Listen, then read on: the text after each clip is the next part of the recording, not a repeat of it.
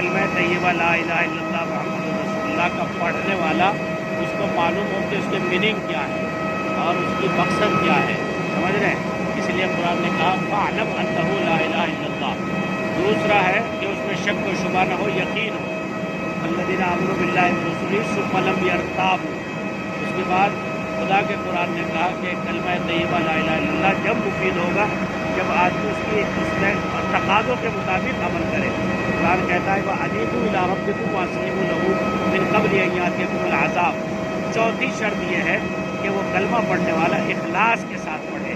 یہ چار بنیادی شرط ہے، جو مومن ان تقاضوں کو پورا کرے گا وہ کلمہ طیبہ لا الہ الا اللہ کو پڑھنے کے بعد اللہ کی حقیقی مدد کا